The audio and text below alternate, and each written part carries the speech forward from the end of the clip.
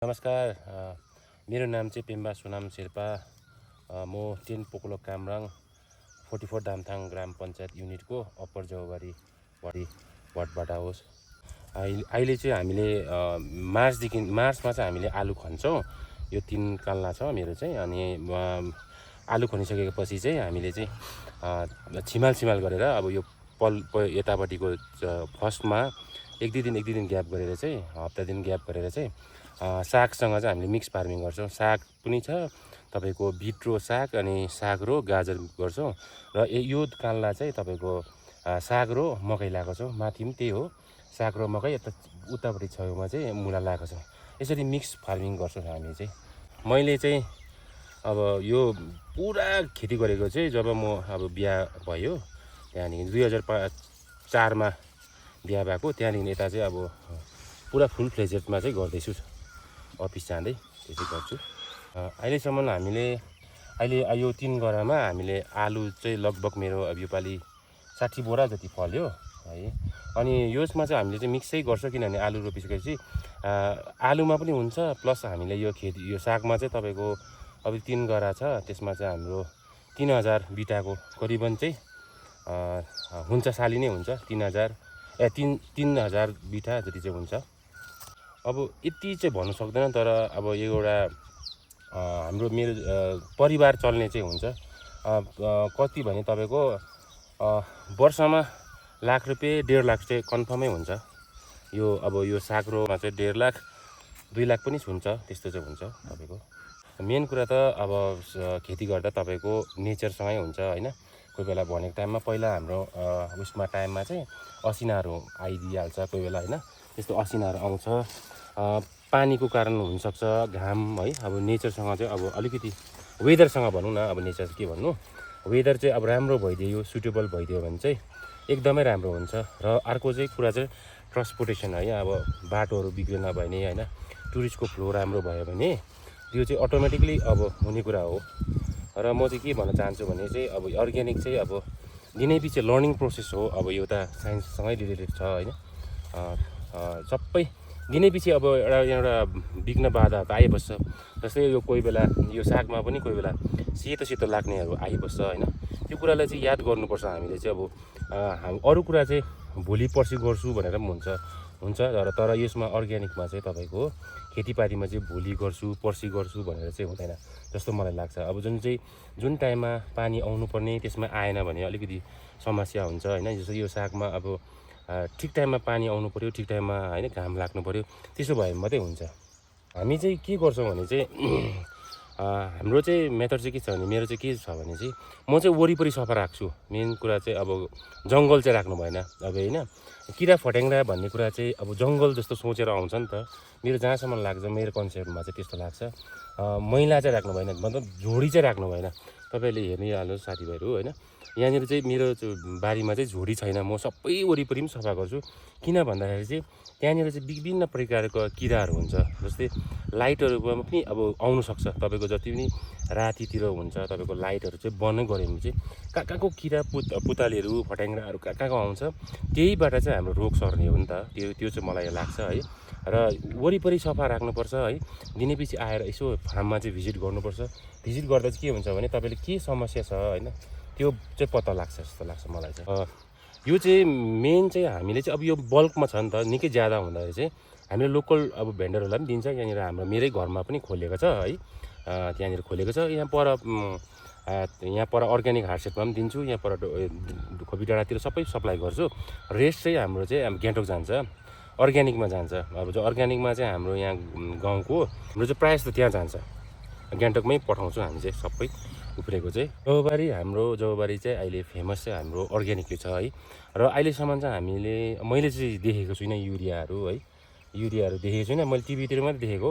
अब साँचो कुरा भन्दा है, हामीले चाहिँ अर्ग्यानिकै गर्छ। जसमा गाईको मलै जस्तो सोतर हामीले कलेक्ट गर्छ। अब तपाईँ अहिले म देखाउँछु तपाईँलाई है। हामीले बर्खा थाम्ने चाहिँ अब 2-3 महिना अगाडि नै सोरिरहेको हुन्छ। यो चाहिँ हामीले चाहिँ पत्करकै मल, गाईकै मल मात्रै हो, अरू केही छैन। बजारबाट पनि केही ल्याउँदैन हामीले मल, केही हामीले चाहिँ अहिलेसम्म चाहिँ लगाएको छैन। जौबारीमा जति पनि खेतीपाती गर्छ लगाएको छैन, अहिलेसम्म चाहिँ लगाएको छैन। अब यस्तो हुन्छ तपाईँको जुन दिन हामीले सब्जी छर्छौँ होइन, त्यो दिन चाहिँ पानी आउनु भएन। जस्तै अब पानी आयो भने चाहिँ यस्तो छ, अहिले यो खालको पानी आउँदैछ तपाईँलाई यादै छ है। अब अचानक पानी आउँदा चाहिँ भल बगेर आउँछ नि। जस्तै अब यो मेरो अलिकति यस्तो खालको छ नि त जमिन छ, त्यो भएकोले गर्दा चाहिँ भलहरू बग्नु भएन होइन। ठिकै टाइममा चाहिँ पलाउनु पऱ्यो। पानी चाहिँ अब रोपिसकेर चाहिँ एक हप्तातिर चाहिँ पानी आएन भने चाहिँ हाम्रो साह्रो पर्छ। किनभने हामीले यत्रो फार्ममा चाहिँ हामीले पानी घुमाएर पनि लाउनु, स्प्रिङ्कलरहरू पनि जोड्ने कुरा आउँदैन, किनभने ठुलो फार्म भएकोले गर्दा। र यो सबै कुरा चाहिँ नेचरसँगै डिपेन्ड छ होइन। अब अहिलेसम्म चाहिँ नेचरले राम्रै छ हाम्रो, किनभने जौबारीमा चाहिँ अब ब्लेस्डै भएको होला। अब ठिक टाइममा पानी आइरहेको छ। पानी आएन भने त यो हुने होइन यो। अब जस्तै अब अहिले मजाले घाम लाग्यो भने यो लड्नु थाल्छ, ओइलिन्छ। फेरि बेलुका हाम्रो शीत आउँछ, शीत पर्छ, त्यहाँदेखि फेरि भोलि बिहान एज इट इज बस्छ। तपाईँको मार्चमा हामीले आलु खन्छ, आलु खनिसकेपछि मार्च अप्रिल मेमा हामीले यो भइहाल्छ। यो सँगसँगै साथसाथ अब हामीले चाहिँ यसमा चाहिँ अब यो डबल मिक्स गरेको छ। यसमा चाहिँ अब यो गाजर भइहाल्छ, गाजर र बिटले ठिक्कै टाइम भइहाल्छ। त्यहाँदेखि फेरि त्यहाँदेखि खनेर एकताल सिजन लाउँदा ओर्दा चाहिँ हामीले यस्तै सागसब्जी लाउँछ। त्यसमा लाउँदा ओर्दा मुलाहरू लगाइसकेपछि त्यहाँदेखि फेरि के भन्छ आलुको सिजन भइहाल्छ। यहाँनिर के गर्छौँ भने चाहिँ हामीले चाहिँ यो मकैहरू लगाएको छ। मकै लगाएको चाहिँ यहाँनिर चाहिँ घिउ सिमी लाउँछ, हामीले घिउ सिमी लाउँछ। घिउ सिमी लगाएर चाहिँ सँगसँगै फेरि यहाँ खन्दै बिचबिचमा हामीले ग्याप निकै राखेको छ, यस्तो ग्याप निकै राखेको छ, एक हातको ग्याप राखेको छ। यहाँ चाहिँ फेरि हामीले सागै लाउँछ, साग लाउँछ होइन, बिट लाउँछ, गाजर लाउँछ। यसरी गर्दा चाहिँ हाम्रोमा चाहिँ 3 ताल हुन्छ। तपाईँको आलु रोपिसकेर पनि 3 ताल। त्यो भएकोले गर्दा चाहिँ यो माटो चाहिँ हामीले चाहिँ अब रोटेसन भएकै गर्छ। आज भयो, अब 1-2 दिनमा उयो भएपछि हामीले त्यसै बाँझो छोड्दैन, त्यसलाई एकदमै हामीले यो माटोलाई चाहिँ मलिलो बनाएको छ। हामीले चाहिँ यस्तो माटो चाहिँ एकदमै मलिलो भएको छ। त्यो भएकोले गर्दा चाहिँ हामीले जे लाउँदा पनि हुन्छ यो चाहिँ। अब यसमा त्यही भन्नु चाहन्छु कि अब म पनि पहिलातिर चाहिँ फर्स्टमा बाइ बर्थ त मैले गरेको होइन। अब मैले बुझ्दा चाहिँ यो एग्रिकल्चर यस्तो रहेछ, यसमा चाहिँ मान्छेले सस्टेन गर्नुपर्ने छ। जब कि कोभिड आयो, कोभिड पछाडि चाहिँ हामीलाई चाहिँ मलाई चाहिँ यस्तो ज्ञान भयो कि सबै कुरा होइन संसारमा तहस नहस भयो, जति पनि गाडीहरू कुद्नु पाएन होइन। त्यति बेला चाहिँ के भयो भने चाहिँ अर्ग्यानिक जति पनि खेतीपाती गर्दाखेरि चाहिँ एकदमै राम्रो रहेछ। किनभने अब मार्केटिङ पनि राम्रो भयो त्यति बेला होइन। त्यहाँदेखि गाडीदेखि लिएर सबै कुद्नु पाउने रहेछ। यो चाहिँ यस्तो खालको एउटा पेसा रहेछ, त्यसमा चाहिँ तपाईँको लागि पऱ्यो भने चाहिँ हाम्रोमा पैसा आउने रहेछ भनेर। त्यहाँदेखि चाहिँ यो कोभिड पछाडि चाहिँ म पुरै लागि परेको। त्योभन्दा अगाडि पनि गर्नु त गर्थेँ, तर अब चाहिँ त्यहाँदेखि पछाडि चाहिँ पुरा लागि पऱ्यो। अब यङ जेनेरेसन चाहिँ के भन्नु चाहन्छु भने अब हाम्रोमा त्यो 3वटा ग्याप जेनेरेसन छ होइन। हामी त 40+ हो है, हामीले गर्दैछौँ। अहिलेको यङ जेनेरेसनले पनि गर्नु जरुरी छ, किनभने अब गरेन भने भोलिको दिनमा हामीले सिलिगुडीतिर अरू स्टेटलाई मात्रै किन डिपेन्ड गर्ने। आफूले अब गर्नै नसक्यो भने आफूले चाहिँ खाने चाहिँ आफै जस्तै अब किन्नु नपरोस् हामीले होइन। प्याज टमाटरदेखि लिएर प्याज टमाटरहरू तेलहरू मात्रै किन्नु परोस्, चामलहरू मात्रै किन्नु परोस्।